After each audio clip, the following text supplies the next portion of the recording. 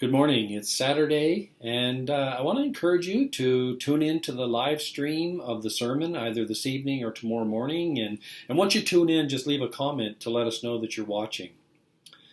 Our devotion this morning, it really challenged me to take a long look and evaluate myself how much I'm willing to give up and give to Jesus. When I think about it in light of the current pandemic, this pandemic has really rocked our world and rocked our way of life. And the thing about disease, it doesn't care who you are. It doesn't care if you're rich or poor. It doesn't care what your status is. And if it hasn't already, it should cause us to step back and just evaluate our lives and our priorities. And I mean, it's been a wake-up call for most of us, and it should be a wake-up call that we should evaluate and look at the freedoms we enjoy and appreciate them more. The things that we normally do in our routines and the things that we consider pleasures that are just things that we take for granted. It should be a wake-up call that those things can change in the blink of an eye. Our normal way of life can be interrupted in a moment, and those things that we take for granted can be easily lost. I hope that when this is over that we are a changed people, a people that are far more serious about our relationship with God, the way we do church.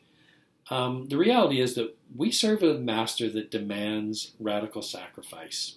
When Jesus called his disciples, he didn't say, I want to invite you to a nice middle-class way of life, a comfortable life where you'll have 3 square meals a day, you'll have all the comforts you need, that you'll be admired and respected by everyone. No, he didn't promise any of that. What he said was, leave everything and follow me. And it didn't matter who they were. It doesn't matter what their status was. He said the same thing. Leave everything and follow me. And when they said, yes, I want to follow you, he would say, are you sure? The foxes have holes and the birds of the air have nests, but the Son of Man has no place to lay his head. Basically, what he was saying to them was, if you follow me, you're homeless tonight. You're going to be sleeping on the ground. So do you still want to do it? He told another man, go and sell everything you have and give it to the poor, and then come and follow me. Now, the scripture doesn't say that he demanded that of everybody, but he could. Any one of us, he could ask us, sell everything you have.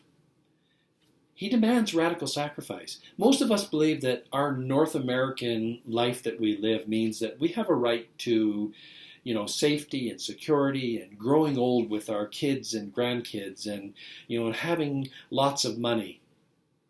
And Jesus never promised any of that. He didn't. He said, pick up your cross and follow me.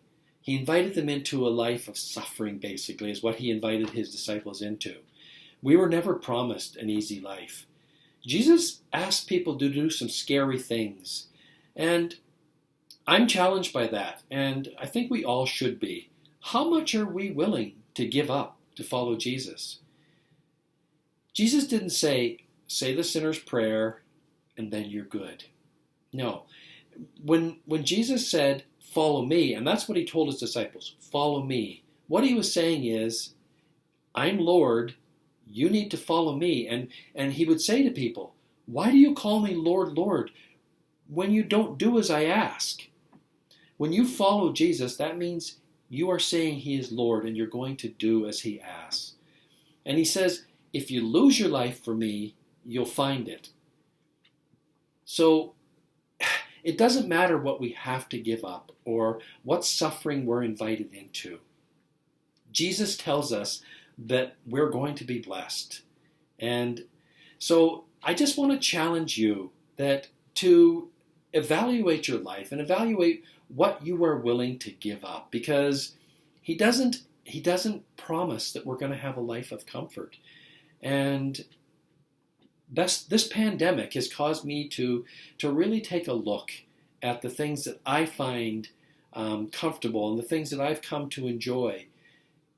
that can be taken away. And so I think we all should just step back and just evaluate what we have and what are we actually willing to give up for Him.